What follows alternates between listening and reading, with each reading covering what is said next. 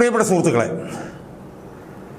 കേരളത്തിൽ ഒരു sexual pervert, ഒരു സെക്ഷൽ ക്രിമിനൽ, സ്ത്രീകളെ കണ്ടാൽ അവരെ ഭോഗിക്കാതെ വിടാൻ തനിക്ക് കഴിയില്ല എന്ന് തെളിയിച്ച ഒരു സെക്ഷൽ ക്രിമിനൽ, ഒരു സെക്ഷണൽ പെർവേർട്ട്, ഒരു സെക്ഷൽ സൈക്കോപാത്ത് കേരളത്തിൽ മന്ദിരത്തിൽ ഇരിക്കുന്നു എന്നുള്ളത് എന്നെപ്പോലുള്ള പൊതുപ്രവർത്തകരെ സംബന്ധിച്ചിടത്തോളം നേരത്തെ മുതൽ അറിയാവുന്ന കാര്യമാണ്. പക്ഷേ അയാളൊരു സെക്ഷൽ ക്രിമിനലാണെന്നും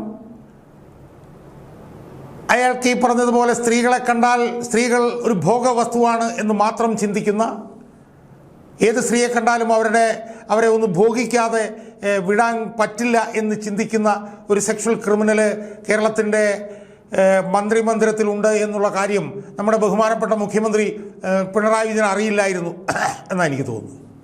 അയാൾക്കറിയില്ലായിരുന്നു എന്നാണ് എനിക്ക് തോന്നുന്നു. ഏതാണ്ട് ഒരു 10 വർഷങ്ങൾക്ക് മുമ്പ്, 12 വർഷങ്ങൾക്ക് മുമ്പ് ഈ ഗണേഷ് കുമാർ എന്ന് പറഞ്ഞ ഈ പരമ ചെറ്റയുടെ ആദ്യ ഭാര്യ യാമിനി തങ്കച്ചി വന്ന് നടത്തിയ പത്രസമ്മേളനങ്ങൾ നമ്മൾ ഓർക്കുന്നില്ലേ സുഹൃത്തുക്കളെ? അന്നെങ്ങനെയാണ് അത് സംഭവിച്ചത്? അന്ന് സോളാർ പരാതിക്കാരിയുടെ ഭർത്താവായിരുന്നു എന്നാണ് വിശ്വസിക്കുന്നത്, ബിജു രാധാകൃഷ്ണൻ. അന്ന് ഇയാളുടെ മന്ദിരത്തിൽ വന്ന് അയാളെ ഊടുപാടും ചതച്ച് ചമ്മന്തിയാക്കിയതുമായി ബന്ധപ്പെട്ടുകൊണ്ട് ആ വിഷയത്തിൽ ഇയാളുടെ ആദ്യ ഭാര്യയെ മർദ്ദിച്ചതുമായി ബന്ധപ്പെട്ടുകൊണ്ട് അവരേതാണ്ട് 12 വർഷങ്ങൾക്ക് മുമ്പ് വന്ന് നമ്മളോട് ആ കാര്യങ്ങൾ നമ്മളോട് പറഞ്ഞതാണ്. അതിനുശേഷമാണ് മുഖ്യമന്ത്രി ഉമ്മൻചാണ്ടി അയാളുടെ മന്ത്രിസ്ഥാനം കളയുന്നത്. അത് 12 വർഷങ്ങൾക്ക് മുമ്പ് നമ്മൾ കേട്ടതാണ്. ഇപ്പോൾ സുഹൃത്തുക്കളെ എന്താ സംഭവിച്ചിരിക്കുന്നത്? ഇപ്പോൾ അയാളുടെ അടുത്ത ഭാര്യ, എത്രാമത്തെ ഭാര്യയാണെന്ന് എനിക്കറിയില്ല, അവരുടെ പേര് ബിന്ദു മേനോൻ എന്നാണ്. അവർ പരസ്യമായി വന്നതുകൊണ്ടാണ് അവരുടെ പേര് ഞാനീ പറയുന്നത്. അവർ മാധ്യമരംഗത്ത് കഴിഞ്ഞ 18 വർഷക്കാലമായി പ്രവർത്തിച്ചു കൊണ്ടിരിക്കുന്ന, വളരെയേറെ ബന്ധങ്ങളുള്ള, വളരെ വലിയൊരു സുഹൃത്ത് ബന്ധത്തിനുടമയായിട്ടുള്ള മുൻ DGP ശ്രീലേഖയുടെ ഭർത്താവിൻ്റെ അടുത്ത ബന്ധുവിൻ്റെ ഭാര്യയായിട്ടുള്ള അവരെ പുറത്തു വന്ന് ഇപ്പോൾ 2026 ഈ മന്ത്രി എന്ന് പറഞ്ഞിട്ടുള്ള ഈ പരമ നാറിയെക്കുറിച്ച്, പരമ ചെറ്റയെക്കുറിച്ചിട്ട് എന്താ സുഹൃത്തുക്കളെ പറയുന്നത്? നമ്മൾ ആലോചിക്കുക. അതിഭീകരമാണ് അവർ പറയുന്ന സംഭവവികാസങ്ങൾ നമ്മൾ മനസ്സിലാക്കുകയാണ്. അവർ പറയുന്നത് ഏതാണ്ട് 2014 മറ്റാണ് ഇവർ വിവാഹിതയായത്. 14-15 മറ്റാണ് വിവാഹിതം.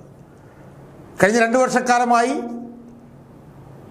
ഇയാളുമായിട്ട് ഫലത്തിൽ ബന്ധങ്ങളൊന്നും തന്നെ ഉണ്ടായിരുന്നില്ല എന്നാണ് അവർ പറഞ്ഞതായി നമുക്ക് മനസ്സിലാക്കാൻ കഴിയും.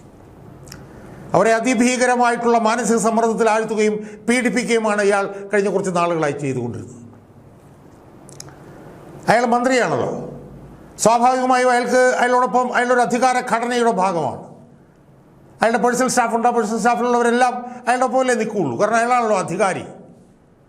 അയാളുടെ പ്രധാനപ്പെട്ട ജോലി സ്ത്രീകളെ ഭോഗിക്കുക എന്നുള്ളതാണ്.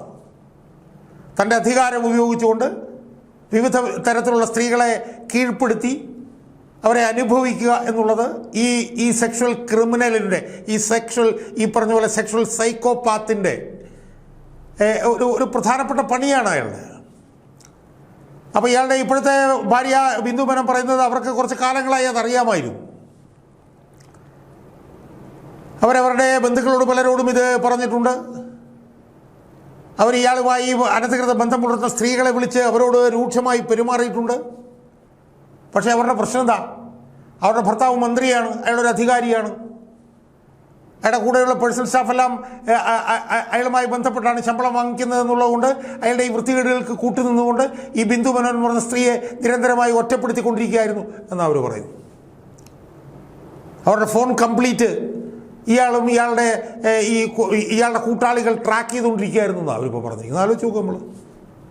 എന്നിട്ട് അവരാരെങ്കിലും ബന്ധപ്പെടുന്നുണ്ടെങ്കിൽ, ഈ കാര്യങ്ങൾ പരാതികളൊക്കെയായി ബന്ധപ്പെട്ട് അവർ വല്ല പുരുഷന്മാരൊക്കെ ആയിട്ട് ബന്ധപ്പെടുന്നുണ്ടെങ്കിൽ ആ പുരുഷന്മാരുമായി ഇവർ അനധികൃതമായ ബന്ധം പുലർത്തുന്നവരാണെന്നും ആ പുരുഷന്മാരുമായി ഇവർ അമേരിക്കയിലും അവർ ഗൾഫ് നാടുകളിലുമൊക്കെ നടക്കുന്നുവെന്നൊക്കെയുള്ള അപകീർത്തികരമായിട്ടുള്ള കാര്യങ്ങൾ പറഞ്ഞ് ഈ ബിന്ദു മേനോനെ മാനസികമായി ഒറ്റപ്പെടുത്തുകയായിരുന്നു ഈ ഗണേഷ് കുമാർ എന്ന് പറഞ്ഞ ഈ പരമ ചേറ്റയുടെ ഓഫീസിലുള്ളവർ എന്നാണ് അവർ പറഞ്ഞിട്ടുള്ളത്.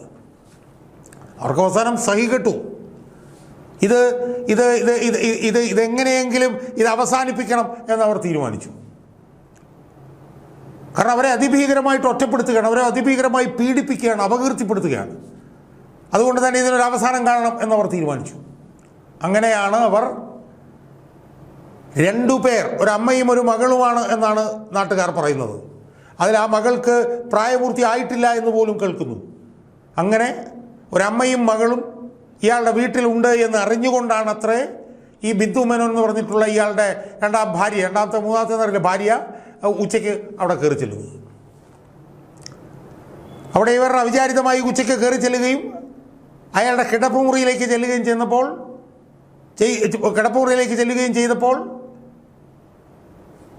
ചിന്തിക്കാൻ പറ്റാത്തതിലപ്പുറത്തെ മോശമായിട്ടുള്ള സാഹചര്യങ്ങളിൽ ഈ ഗണേഷ് കുമാറിനെ അവിടെ കണ്ടു എന്നാണ് അവർ പറഞ്ഞിട്ടുള്ളത്. അത്രയ്ക്ക് നമുക്ക് അതിഭീകരമായിട്ടുള്ള കാഴ്ചയാണ് അവർ കണ്ടത് എന്നാണ് അവർ പറയുന്നത്. അവരെന്ത് ചെയ്തു? അവർ കരുതിക്കൂട്ടിയാണ് അവിടെ ചെന്നത്. ആർജവമുള്ള സ്ത്രീയായിരുന്നു അവരവിടെ നിന്ന് ഇത് മുഴുവൻ ഫോട്ടോയിലെടുത്തു. ഇത് മുഴുവൻ അവരുടെ മൊബൈലിൽ ഫോട്ടോ എടുത്തപ്പം ഈ ഗണേഷ് കുമാർ എന്ന് പറഞ്ഞ പരമ നാറിയുണ്ടല്ലോ, പരമ ചെറ്റ, അയാൾ അസ്വസ്ഥനായി ഇത് ഫോൺ പിടിച്ചെടുക്ക് എന്ന് അയാളുടെ സ്റ്റാഫിനോട് പറഞ്ഞു. അവർ വന്നിട്ട് ഇവരുടെ കയ്യിൽ നിന്ന് ഫോൺ പിടിച്ച് എടുക്കാൻ നോക്കിയപ്പോൾ അവരത് കൊടുക്കാതിരുന്നപ്പോൾ അവരെ ഒരു മുറിയിൽ പൂട്ടിയിടുകയാണ്. പൂട്ടിയിട്ടിട്ട് അവരുടെ കയ്യിൽ നിന്ന് ഫോൺ വാങ്ങിക്കാൻ ശ്രമിച്ചു. പക്ഷേ അവർ ആ ഫോൺ കൊടുത്തില്ല. അതിനുള്ളിൽ അവർ ഒരുപാട് ഫോട്ടോകളും കാര്യങ്ങളൊക്കെ എടുത്തിരുന്നു. അവസാനം അവർ ആ മുറിയിൽ നിന്ന് ഹെൽപ്പ് എന്ന് പറഞ്ഞ് ഒച്ചയിൽ വിളിച്ച് കരയുകയാണ്. അവസാനം മുറി തുറന്ന് പുറത്തു വന്ന് നോക്കിയപ്പോൾ അവർ 112 വിളിച്ചതിനെ തുടർന്ന് അവിടെ വന്ന പോലീസ് അവർ തിരിച്ചു പോയിരിക്കുന്നു. 112 അവർ വിളിച്ചു. അവർ ശ്രീലേഖയുമായി ബന്ധപ്പെട്ടാണ് 112 വിളിച്ചത്. അഞ്ചലിൻ്റെ പോലീസ് അവിടെ വന്നു. പോലീസിന് ഇടപെടാൻ പറഞ്ഞപ്പോഴത്തേക്കും ആ പോലീസ് പറയുകയാണത്രേ അവരുടെ അധികാരപരിധിയിൽ ഉള്ള വിഷയമല്ല ഇതെന്ന്. ആലോചിച്ച് നോക്കാം. എന്നിട്ട് അവർ തിരിച്ചിറങ്ങി വരുമ്പോഴത്തേക്കും ഇവർ പോയി കഴിഞ്ഞു. അപ്പം നമ്മൾ കാണുന്ന ദീർഘകാലമായി ഇയാളുടെ ഈ പരസ്ത്രീ ബന്ധങ്ങൾ മനസ്സിലാക്കിയതിൽ സഹികെട്ടുകൊണ്ട് ഇതിലൊരവസാനം മതിയാവൂ എന്ന് പറഞ്ഞുകൊണ്ടാണ് അത്രേ ഈ സ്ത്രീ അവിടെ കയറി ചെന്നത്. അവിടെ കയറി ചെന്നിട്ടാണ് ഇയാളുടെ ഭാര്യ ഈ ഫോട്ടോയും കാര്യങ്ങളൊക്കെ എടുത്തിട്ടുള്ളത്.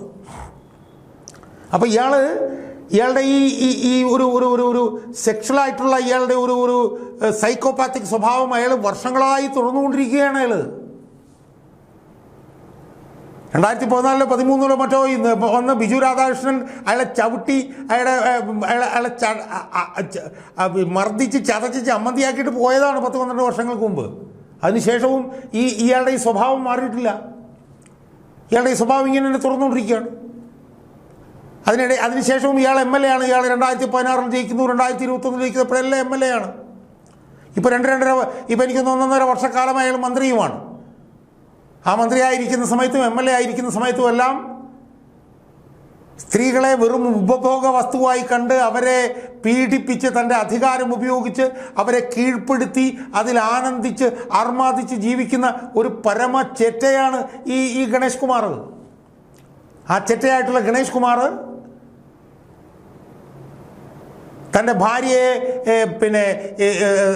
അയാൾ പീഡിപ്പിച്ചതിൻ്റെ, ഭാര്യയെ അയാളും അയാളുടെ സ്റ്റാഫിലുള്ള ആളുകളും കൂടെ ചേർന്ന് പീഡിപ്പിച്ചതിൻ്റെ ഞെട്ടിക്കുന്ന ചിത്രമാണ് ഇന്ന് അവർ പുറത്തു പറഞ്ഞിരിക്കുന്നത്.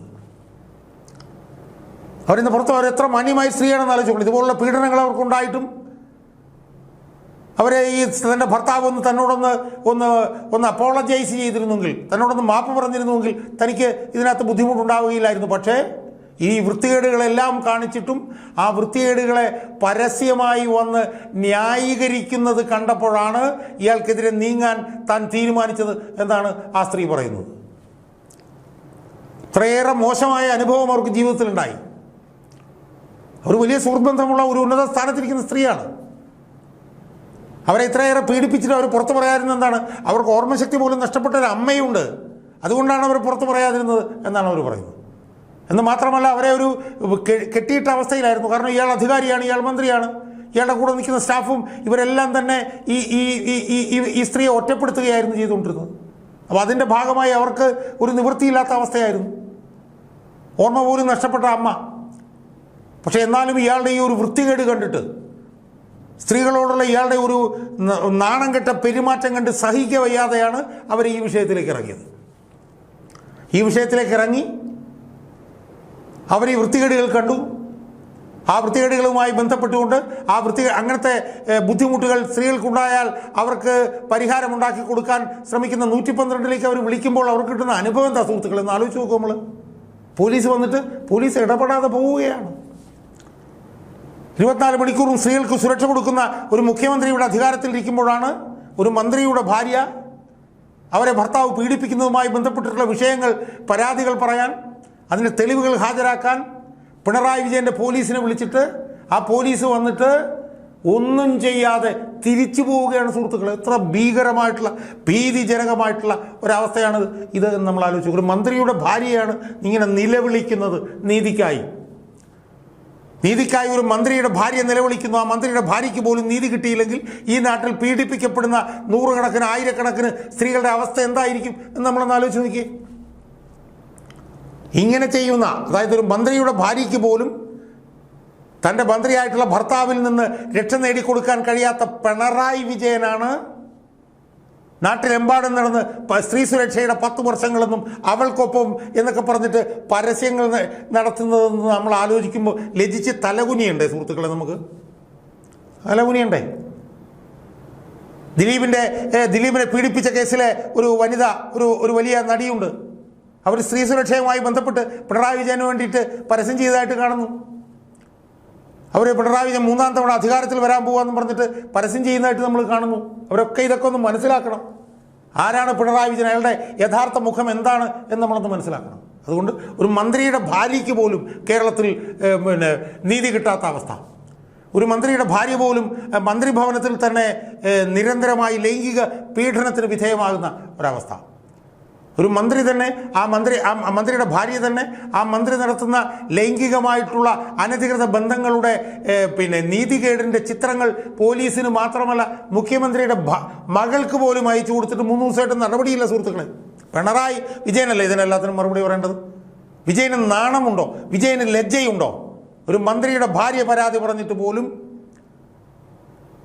ദിവസങ്ങൾ കഴിഞ്ഞിട്ടും അനങ്ങാതിരുന്നിട്ട് നാട്ടിൽ മുഴുവൻ നടന്നിട്ട് സ്ത്രീ സുരക്ഷ, സ്ത്രീകൾക്കൊപ്പം എന്നൊക്കെ പറഞ്ഞ് പരസ്യം ചെയ്യുകയാണ്. നാണമും ഉണ്ടോ വിജയ നിങ്ങൾക്ക്? ഒന്ന് ആലോചിച്ച് നോക്ക്.